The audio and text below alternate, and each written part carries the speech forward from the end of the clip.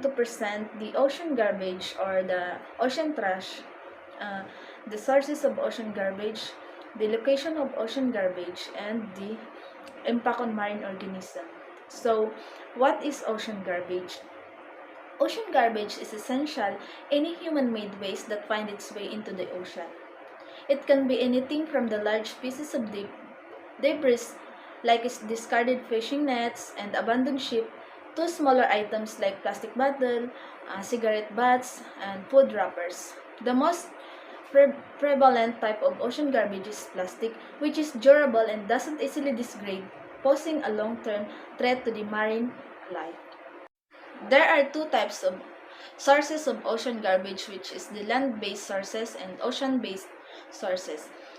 A land-based sources is the majority of the ocean garbage originate from the land, with an estimated of 80% coming from the land-based sources. Number 1, litter. Litter is improper waste disposal, littering on beaches and windblow waste from landfills and contributes to marine debris.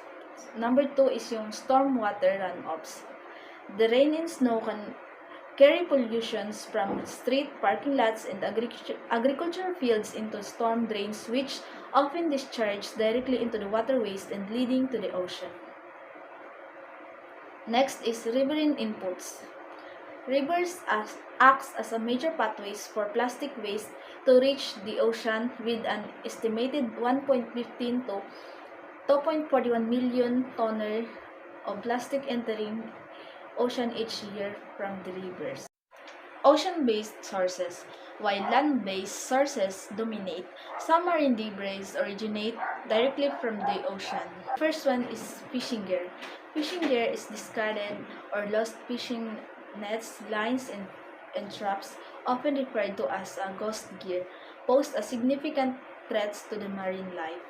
And then the second one is the shipping and maritime activity. Accidental spills from cargo, ships, international dumpings, and waste from offshore platforms contribute to ocean pollution. Next is the location of ocean garbage.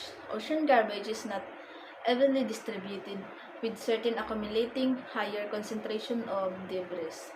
Number 1 dyan yung the garbage patches. Number 2 yung coastal areas and deep sea.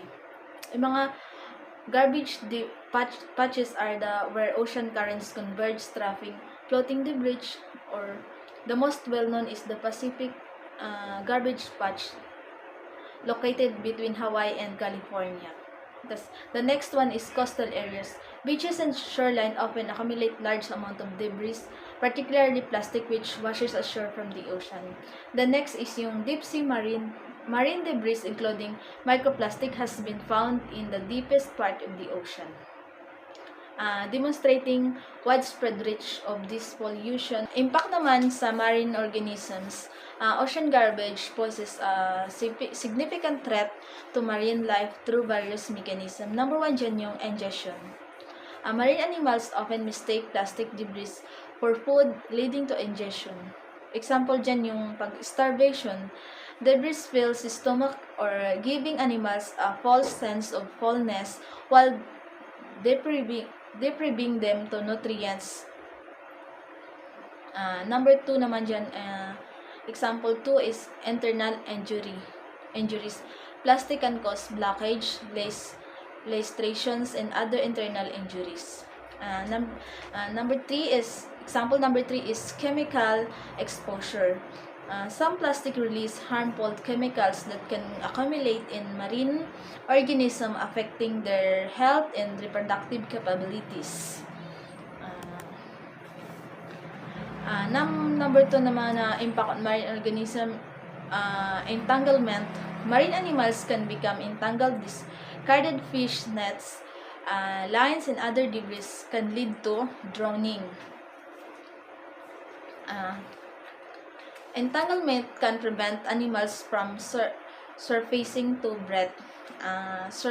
Number 2 example is suffocation. Debris can constrict airways, leading to suffocation. Number 3 is injuries also. Entangle can cause wound infection and loss of limbs. And then the last one is habitat damage. Large or heavy debris can smother or damage sensitive marine habitats like coral reefs and seagrass beds. That's all about the ocean garbage, the sources of ocean garbage, the location of ocean garbage, and impact on marine organisms.